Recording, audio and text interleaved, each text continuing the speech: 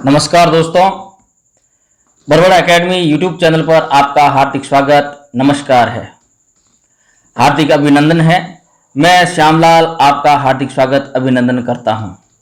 देखिए मित्रों, हिंदी साहित्य के इतिहास काव्य शास्त्र हम पढ़ रहे हैं। हिंदी साहित्य के इतिहास भी पढ़ रहे हैं। हमने आदिकाल पूरा कर लिया है और भक्ति काल हमारा चल रहा है और साथ ही हिंदी काव्य शास्त्र भी चल रहा है। हिंदी काव्य शास्त्र में काव्य हेतु पढ़े, काव्य लक्षण पढ़े हैं और काव्य प्रयोजन चल रहा है। देखिए दोस्तों, बरबड़ा एकेडमी यूट्यूब चैनल पर आप विजिट करें और ज़्यादा से ज़्यादा अपने मित्रों के साथ शेयर करें, और जिसमें हम बहुत अच्छा परफॉर्मेंस दे रहे हैं, बहुत अच्छा लेकर आ रहे हैं आपके लिए। काव्य शास्त्र के जो मेरे पर्सनल नोट्स हैं उसके अनुसार हम अध्यापन कार्य करवा रहे हैं, और आप अपने दोस्तों के साथ शेयर भी करें और सब्सक्राइब करना ना भूलें।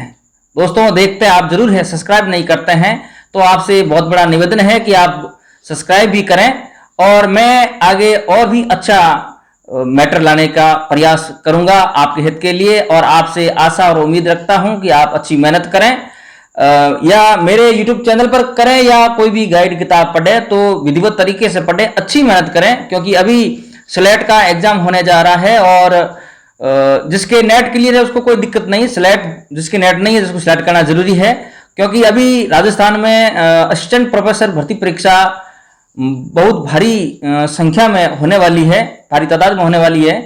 तो आप मेहनत कीजिए, स्लेट की मेहनत कीजिए और असिस्टेंट प्रोफेसर के लिए योग्यता प्राप्त कीजिए।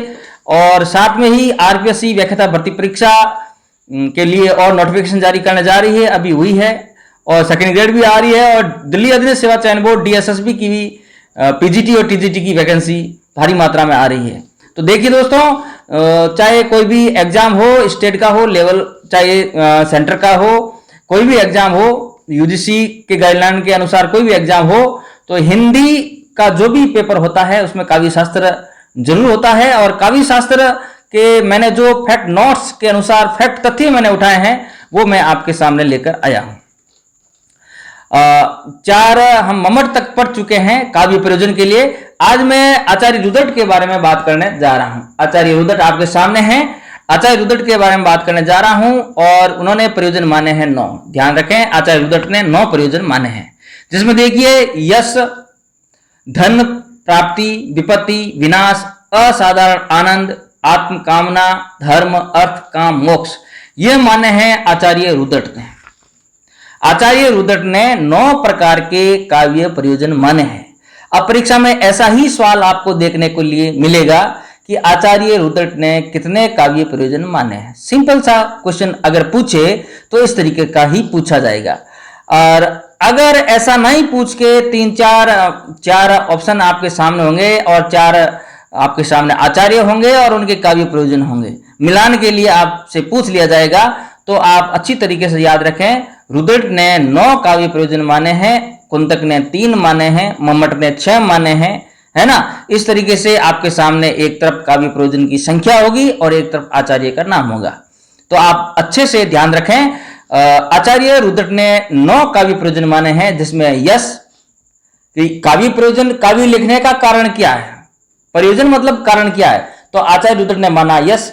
कवियों ने अपने यश प्राप्ति के लिए काव्य लिखा। और दूसरा है धन प्राप्ति, आचार्यों ने या कवियों ने धन की प्राप्ति के लिए, अपनी जीविका चलाने के लिए काव्य को लिखा।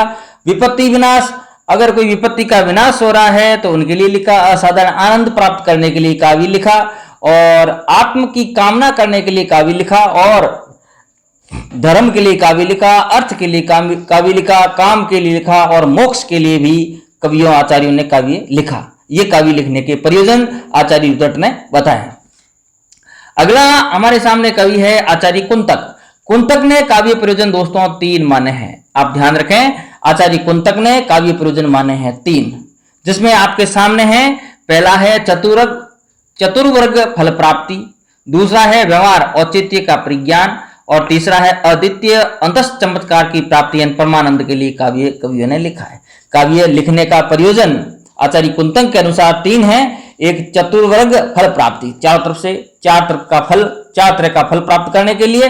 दूसरा है व्यवहार औचित्य का प्रज्ञान, व्यवहार औचित्य का प्रज्ञान। और तीसरा लिखा अद्वितीय अंतस चमत्कार की प्राप्ति यानी परमानंद, ईश्वर से मिलने के लिए जो आत्मा परमात्मा से मिलती है वो आनंद होता है, उन आनंद के लिए काव्य लिखा है। ये आचार्य कुंतक का मत है कि इस तरीके से काव्य कवियों ने लिखा है। काव्य लिखने का प्रयोजन कुंतक ने 3 बताए हैं, आप ध्यान में रखें।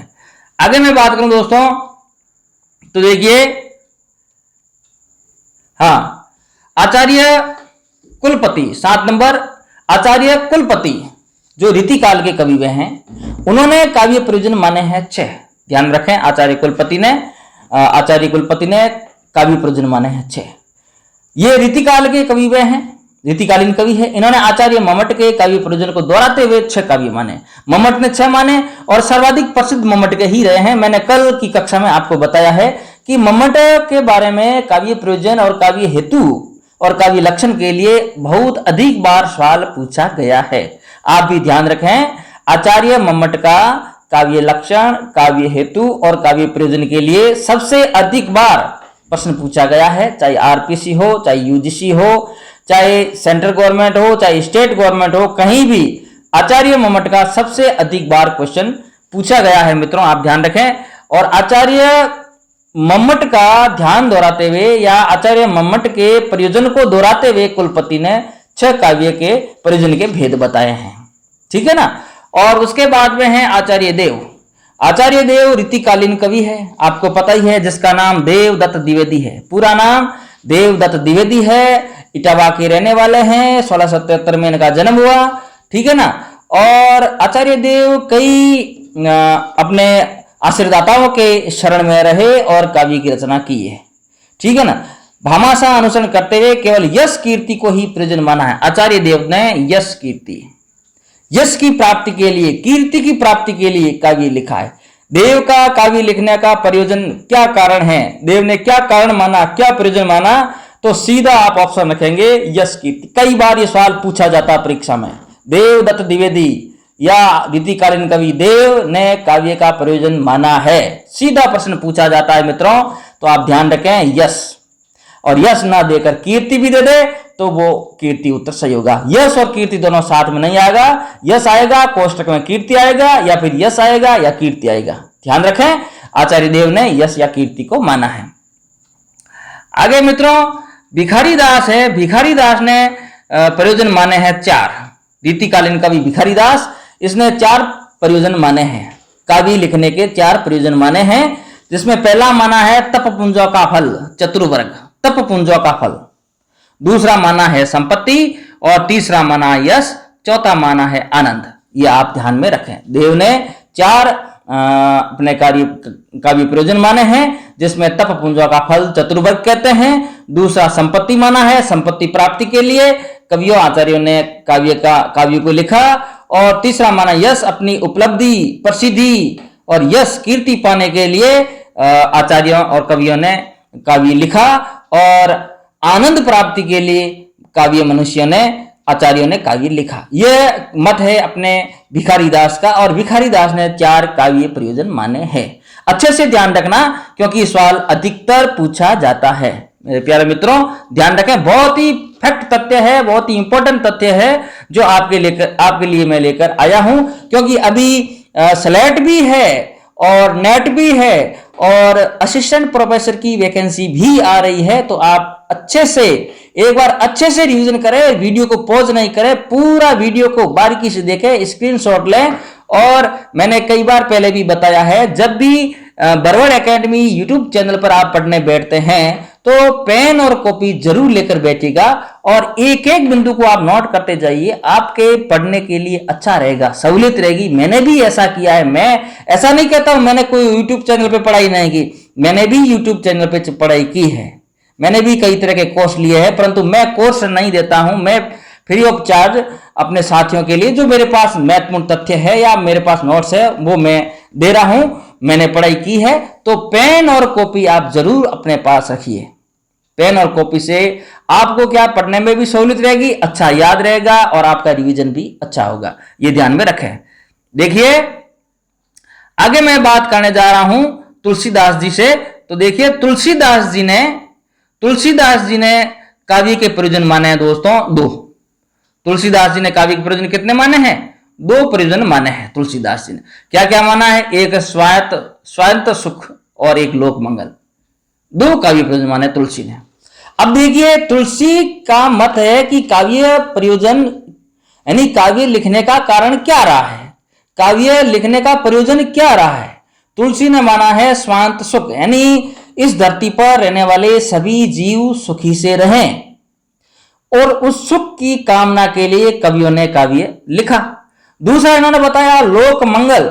लोक मंगल यानी लोक में रहने वाले सभी जीव, मंगल यानी सुखी से रहें, दोनों का अर्थ एक ही निकल रहा है, सुखी से रहें, उनकी मंगल कामना के लिए कवियों ने काव्य लिखा है। ये आप ध्यान में रखें दोस्तों। आगे मैं बात करने जा रहा हूं 11 नंबर पे हमारे महावीर प्रसाद द्विवेदी। महावीर प्रसाद द्विवेदी ने काव्य प्रयोजन के 2 भेद बताए हैं, 2 रूप बताए हैं। महावीर प्रसाद द्विवेदी ने बताया कि काव्य लिखने के प्रयोजन 2 है, ठीक है ना। उन्होंने बताया है एक ज्ञान विस्तार, एक मनोरंजन। अब महावीर प्रसाद द्विवेदी ने बताया कि काव्य लिखने का मुख्य कारण क्या रहा है, मुख्य प्रयोजन क्या रहा है, तो महावीर प्रसाद द्विवेदी ने मुख्य प्रयोजन बताए हैं 2। एक बताया है कि कवि आचार्य जो भी मनीषी हुए हैं वो अपने ज्ञान का विस्तार करने के लिए काव्य लिखते थे, ठीक है। और दूसरा उन्होंने बताया है अपने मनोरंजन के काव्य लिखते थे। अलग अलग आचार्यों का, अलग अलग विद्वानों का अलग अलग मत है। यह महावीर प्रसाद द्विवेदी का मत है। उन्होंने बताया 2 मत बताए कि काव्य प्रयोजन के 2 कारण हैं, एक तो ज्ञान विस्तार है और दूसरा मनोरंजन है। अब मैं बात करूं श्रीधर पाठक के बारे में, तो ध्यान रखें श्रीधर पाठक ने एक ही काव्य प्रयोजन माना है और वो बहुत ही महत्वपूर्ण है। वही आचार्य तुलसी ने माना, 2 माने थे लोक मंगल, वो ही श्रीधर पाठक ने लोक मंगल माना है कि लोगों की मंगल कामना के लिए आचार्यों और कवियों ने काव्य लिखा है। लोगों की मंगल कामना के लिए, लोगों के सुख के लिए, संसार में जितने भी जीव है उनके सुख के लिए आचार्य और कवियों ने काव्य की रचना की है। यह मुख्य प्रयोजन माना है श्रीधर पाठक ने, यह आप ध्यान में रखें। आगे देखिए दोस्तों, अयोध्या सिंह उपाध्याय हरियोध है हमारे सामने। तो हरियोध जी ने जो काव्य प्रयोजन माना है, उन्होंने माना है आनंद और ज्ञान और आनंद को काव्य प्रयोजन माना है। ज्ञान और आनंद को काव्य प्रयोजन माना है। किसने माना है? अयोध्या सिंह उपाध्याय हरियोध ने। कि जो भी आचार्य हुए हैं, कवि हुए हैं, उन्होंने अपने ज्ञान को बढ़ाने के लिए और आनंद की प्राप्ति के लिए काव्य लिखा है, ऐसा मानने वाले हैं आचार्य अयोध्या सिंह उपाध्याय हरियोध जी, ठीक है ना। उसी तरीके से 14 नंबर पे आ रहे हमारे संस्कृत आचार्यों में ज्ञान को काव्य प्रयोजन केवल दंडी ने माना है। यह बहुत इंपॉर्टेंट है, ये मैं कल में बता चुका हूं, कल की कक्षा में बता चुका हूं। संस्कृत आचार्यों में ज्ञान को काव्य प्रयोजन केवल मानने वाले, केवल मानने वाले हैं दंडी, केवल ज्ञान को, और ज्ञान और आनंद 2 को मानने वाले हैं अयोध्या सिंह उपाध्याय हरियोध। कहीं कंफ्यूज नहीं होना है आपको, परीक्षा में ऐसे ही कंफ्यूज करने वाले सवाल पूछे जाते हैं, ठीक है ना। तो आपके सामने परीक्षा में यह सवाल हो सकता है कि ज्ञान को काव्य प्रयोजन मानने वाले आचार्य है, जिसमें आपके दंडी भी होगा, केवल ज्ञान, देखना ध्यान रखना, ज्ञान नहीं केवल ज्ञान को काव्य प्रयोजन मानने वाले आचार्य है, उसमें दंडी भी होगा और अयोध्या सिंह उपाध्याय हरियोध भी होगा। तो आप इसमें दंडी करें। अगर ऐसा पूछ ले कि ज्ञान को काव्य प्रयोजन मानने वाला आचार्य है, तो उसमें अयोध्या सिंह उपाध्याय हरियोध भी होगा और दंडी भी होगा, दोनों में से एक ऑप्शन आएगा। अगर दोनों ऑप्शन आ गए तो प्रश्न डिलीट हो जाएगा। ध्यान रखना, ये प्रश्न दोनों कंफ्यूज करने वाले हैं, आप ध्यान में रखें। अगला प्रश्न है, मैथिली शरण गुप्त ने मनोरंजन और उपदेश को काव्य प्रयोजन माना है। मैथिली शरण गुप्त ने जो काव्य प्रयोजन के मुख्य कारण बताए हैं मनोरंजन। कवि और आचार्य वे हैं, अपने मनोरंजन के लिए या राजाओं के मनोरंजन के लिए काव्य लिखा है या उपदेश के लिए काव्य लिखा है। अभी जो भी कवि, जैसे देव जैसे कवि है, कई कवि ऐसे रीतिकाल के कवि भी हुए हैं और प्राचीन कवि भी हुए हैं, राजाओं के आश्रय में रहकर काव्य की रचना करते थे, ठीक है ना। तो कुछ तो यश के लिए करते थे और कुछ अर्थधन के लिए करते थे। तो मनोरंजन, राजाओं का मनोरंजन करने के लिए मैथिली शरण गुप्त कहते हैं मनोरंजन के लिए काव्य लिखा कवियों ने, और उपदेश देने के लिए भी लिखा है, ऐसा मैथिली शरण गुप्त मानते हैं। अगला हमारे सामने है सुमित्रा नंदन पंत। सुमित्रा नंदन पंत ने जो काव्य प्रयोजन माना है वो दो माना है, एक तो स्वायत्त सुखाय और एक लोकहित। दो माना है, स्वायत्त सुखाय और लोकहित। तो ध्यान में रखें, स्वायत्त सुखाय यानी सभी जन सुखी हो, लोकहित सभी लोगों का हित अच्छा हो, उसके हित में रहकर काव्य लिखा। यह यश कीर्ति के लिए लिखा गया है, न धन प्राप्ति के लिए लिखा गया है। जो सुमित्रानंद पंत कह रहे हैं स्वायत्त सुखाय और लोकहित, तो आचार्य नहीं सुमित्रानंद पंत ने स्वायत्त सुखाय और लोकहित के लिए काव्य प्रयोजन, दो काव्य प्रयोजन इन्होंने माना है। दोस्तों आज इतना ही, अगली कक्षा में कुछ मैं नए तथ्य लेकर आपके सामने फिर से हाजिर होऊंगा। तब तक मुझे इजाजत दीजिए। मैं आपका साथी श्यामलाल। देखिए दोस्तों, मैं हमेशा आपको कहता हूं कि आप थोड़ा इस चैनल को आगे से आगे बढ़ाओ और मेरा सपोर्ट करो। मैं हमेशा आपके लिए नई कक्षा लेकर हाजिर होता हूं, कुछ न कुछ नए तथ्य लेकर आपके सामने हाजिर होता हूं, और वो ऐसा तथ्य लेकर आता हूं जो परीक्षा में, कोई भी परीक्षा हो, चाहे सेकंड ग्रेड हो, पीजीटी हो, चाहे टीजीटी हो, चाहे असिस्टेंट प्रोफेसर हो, स्लेट हो, नेट हो, कोई भी पेपर हो, उसमें आपके पूछा ही जाता है और बार बार रिपीट होने वाले क्वेश्चनों को लेकर ही मैं आता हूं। तो हमारा हिंदी साहित्य का इतिहास आदिकाल पूर्ण हो गया है और भक्ति काल चल रहा है। दोस्तों आप प्लेलिस्ट में जाइए और सारे वीडियो को खंगाले, एक एक वीडियो को देखें, और साथ में मैं काव्य शास्त्र करवा रहा हूं, तो काव्य शास्त्र को भी आप एक एक वीडियो को देखें। बहुत अच्छे और सारगर्भित जो मैंने मेरे हाथ से नोट्स बनाए हैं, उन्हीं नोट्सों को मैं लेकर आता हूं। और आप इस चैनल को ज्यादा से ज्यादा शेयर करें, लाइक करें, सब्सक्राइब करें, घंटी के निशान को दबाना ना भूलें, क्योंकि आप सब्सक्राइब कर लेंगे तो हमारा जो भी नया नोटिफिकेशन होगा, नया जो भी हमारा वीडियो होगा या लाइव प्रसारण होगा, आपके पास तुरंत सीधा पहुंच जाएगा, आपको ढूंढने की आवश्यकता नहीं रहेगी। आज इतना ही दोस्तों, नमस्कार, धन्यवाद। मैं आपका साथी श्यामलाल बरवट, धन्यवाद।